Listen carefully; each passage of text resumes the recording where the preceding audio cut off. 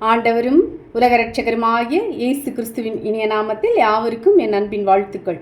வீண் சிந்தனைகளை நான் வெறுத்து உமது வேதத்தில் பிரியப்படுகிறேன். சங்கீதம் 119, 113. கிறிஸ்து இயேசுவில் இருந்த சிந்தையே உங்களிலும் இருக்க கடவுது. மாம்ச சிந்தை மரணம், ஆவியின் சிந்தையோ ஜீவனும் சமாதானமும். மாயமான தாழ்மையிலும் தேவதூதர்களுக்கு செய்யும் ஆராதனையிலும் விருப்பமுற்று காணாதவைகளிலே துணிவாய் நுழைந்து தன் மாம்ச சிந்தையினாலே வீணா இருமாப்பு கொண்டிருக்கிற எவனும் உங்கள் பந்தய பொருளை நீங்கள் இழந்து போகும்படி உங்களை வஞ்சியாதிருக்க பாருங்கள். கர்த்தர் தம்முடைய புயத்தினாலே பராக்கிரமம் செய்தார். இருதய சிந்தையில் அகந்தையுள்ளவர்களை சிதறடித்தார். அவர்கள் தேவனை அறிந்தும் அவரை தேவன் என்று மகிமைப்படுத்தாமலும் ஸ்தோத்திரியாமலும் இருந்து தங்கள் சிந்தைகளினாலே வீணரானார்கள். உணர்வில்லாத அவர்களுடைய இருதயம் இருளடைந்தது. மற்றவர்கள் எல்லாரும் கிறிஸ்து இயேசுவுக்குரியவைகளை தேடாமல் தங்களுக்குரியவைகளையே தேடுகிறார்கள். அவனவன் தனக்கானவைகளை அல்ல பிறருக்கானவைகளையும் நோக்குவானாக. கோணலும் மாறுபாடுமான சந்ததியின் நடுவிலே குற்றமற்றவர்களும் கபடற்றவர்களும் தேவனுடைய மாசற்ற பிள்ளைகளுமாயிருக்கும்படிக்கு எல்லாவற்றையும் முறுமுறுப்பில்லாமலும் தர்க்கிப்பில்லாமலும் செய்யுங்கள். இதன் நிமித்தம் நீங்களும் மகிழ்ந்து கர்த்தரோடே கூட சந்தோஷப்படுங்கள். பேதுரு அவனை நோக்கி, அனனியாவே, நிலத்தின் கிரயத்தில் ஒரு பங்கை வஞ்சித்து வைத்து பரிசுத்த ஆவியனிடத்தில் பொய் சொல்லும்படி சாத்தான் உன் இருதயத்தை நிரப்பினதென்ன? அப்போஸ்தலர் 5:3. 5 முதல் 1 அப்போஸ்தலர் 5ஆம் அதிகாரம் 1 முதல் 11 வசனங்கள். இவ்வுலகத்தில் பொய் பேசாதவர்களே இல்லை. பிள்ளைகள் பெற்றோரிடம் பொய் பேசுவது, பெற்றோர்கள் பிள்ளைகளிடம் பொய் பேசுவதும், வீட்டாரிடம் பொய், வேலை ஸ்தலத்திலே பொய், உறவினரிடத்திலே பொய், சமுதாயத்திலே பொய், விசுவாசிகளிடத்திலே பொய், சபையாரிடத்திலே பொய், இப்படி பொய் பேசாதவர்களே இல்லை. நம் அனைவரும் பொய் பேசுகிறவர்கள்தான். இவைகளை தேவன் பார்த்து கொண்டே இருக்கிறார், மன்னிப்பையும் தந்து விடுகிறார். ஆனால் தேவனுடைய ஊழியக்காரரிடத்திலே பொய்யையும் பித்தலாட்டத்தையும் செய்வோமாகில் தேவன் அவர்களை சும்மா விடமாட்டார். ஊழியக்காரர்களிடத்திலே தேவன் வல்லமையையும் அதிகாரத்தையும் கொடுத்திருக்கிறார். அவர்கள் இப்பூமியிலே எவைகளை கட்டுகிறார்களோ அவைகள் பரலோகத்தில் கட்டப்பட்டிருக்கும். எதை கட்டவிழ்க்கிறார்களோ அவை கட்டவிழ்க்கப்பட்டிருக்கும். ஊழியக்காரனுக்கு விரோதமாய் செய்யும் எந்த சூழ்ச்சியும் வாய்க்காது.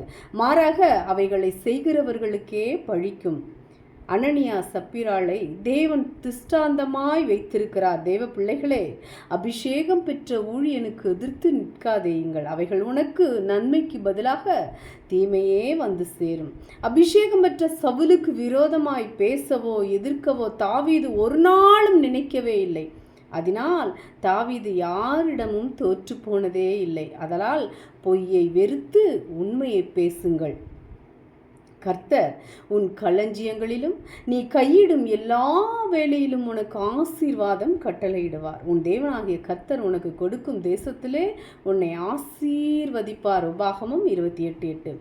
கர்த்தரை சிநேகிக்கிறவர்கள் மெய்ப்பொருளை சுதந்திரிக்கும்படிக்கும் உங்களுடைய களஞ்சியங்களை கர்த்தர் நிரப்பும்படிக்கும் உங்கள் நீதியின் வழியிலும் நியாய பாதைகளுக்குள்ளும் நடத்துகிறார். நீங்கள் வலதுபுறத்திலும் இடதுபுறத்திலும் இடம் கொண்டு பெருகுவீர்கள். உங்கள் சந்ததியார் ஜாதிகளை சுதந்திரித்து கொண்டு பாழாய் கிடந்த பட்டணங்களே குடியேற்றுவிப்பார்கள். பயப்படாதே, நீங்கள் வெட்கப்படுவதில்லை.